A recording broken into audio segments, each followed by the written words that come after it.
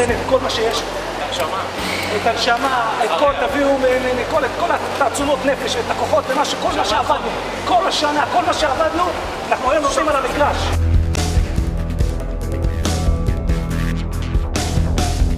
אדום עולה. ירוק עולה.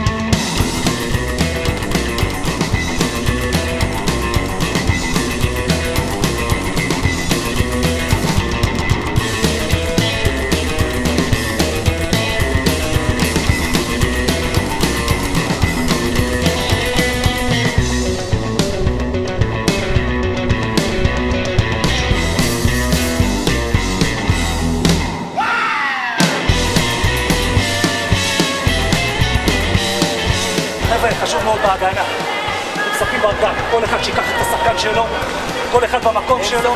ברגע שיש פה מישהו לבד אפילו בפינה, לא לצאת אליו, עדיף שיזרוק מאשר שלנו ריבון מתחת לסף. יאניס!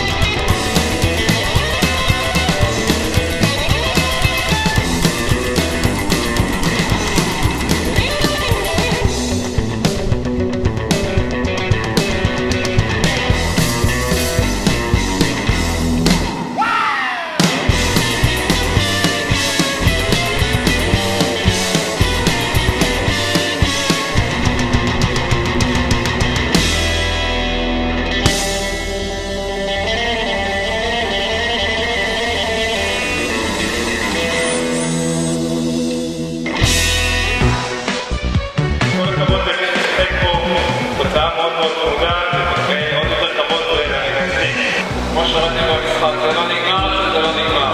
הרבה מהתופעים, ההובלה עברה מצד לצד, כמו בליגה, נלחמים על דקת 90 ולא מוותרים, הכל פתוח. אז יאללה, קדימה. אם זה לוקח אותנו לעולם של הליגה, אנחנו עכשיו ב-50% למעשה מפרק זמן התחרות, וגם כאלה שנמצאים במקום השני והשלישי, וכאלה שמפגרים פיגור קל ואפילו טיפה יותר, אפשר עוד לתת גז, להיות נחושים, לתת את כל כולך, והתחרות מסתיימת רק כאשר היא מסתיימת. עד לרגע זה אנחנו היינו בהתלבטות ליוון, יש הרבה מאוד מה להציע. ההתלבטות שלנו הייתה בין אתונה לסלוניקי. ואז בחרנו לקיים משחק בין המנהלים, כאשר קבוצה אחת מייצגת את אתונה והשנייה מייצגת את אריס סלוניקי, והקבוצה שתנצח זה העיר שאליה ניסה.